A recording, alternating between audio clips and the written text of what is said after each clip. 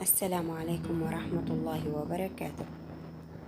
اليوم سفرتنا عبارة عن شاورما ومقبلات. أول خطوة بنحتاج صدر الدجاج بنقطعه لشرايح رفيعة وبنغسله بخل وليمون وملح. للتتبيلة بنحتاج زبادي، لبن زبادي، وقرن فلفل أخضر، واتنين درس من التومة، وللبهارات معلقة من السماق، معلقة من الفلفل الأسود، معلقة من الملح، معلقة من بهار الدجاج، معلقة من الشطة المطحونة أو نص معلقة حسب ما بتحبي، ومعلقة من بهار الشاورما. ونعصر الليمون حوالي بنعصر عليها ليمونتين، وهيك بنضيف كل البهارات ومنتبلها ومنسيبها لمدة ساعة. طبعا بنضيف عصير الليمون.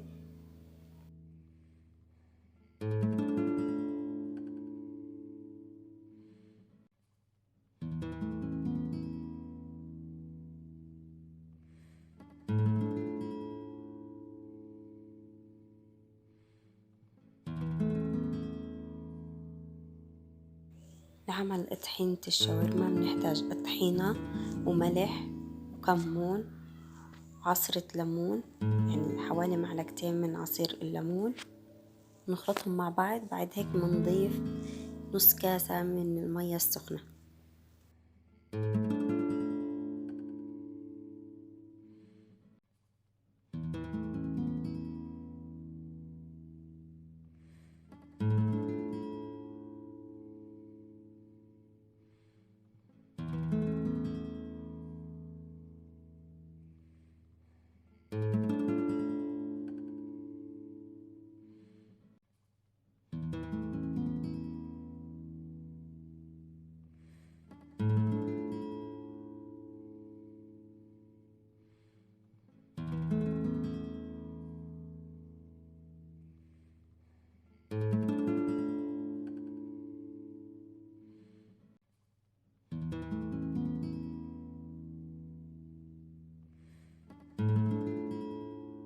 وبعد ما تركنا الدجاج يتبل لمدة ساعة بنجيب طوى أو طاسة كبيرة بنحط فيها زيت نباتي، وبعد هيك بنضيف عليها الدجاج اللي تبلناه أو بنعطيها تشويحة ونخليها تستوي لمدة نص ساعة.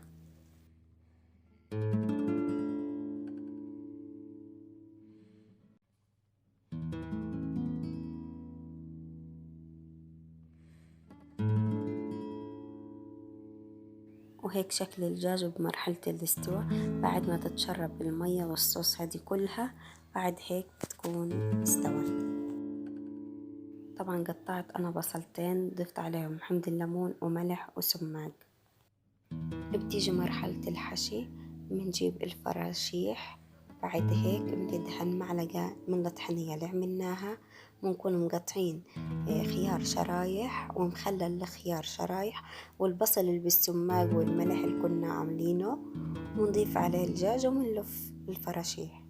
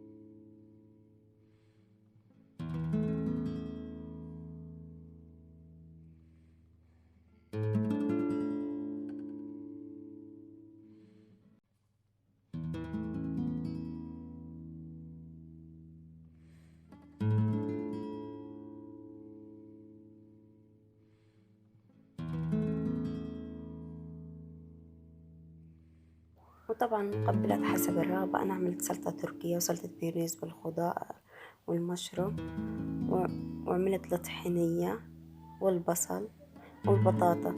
وهيك سفرتنا بتكون خلصت، وإن شاء الله نالت إعجابكم.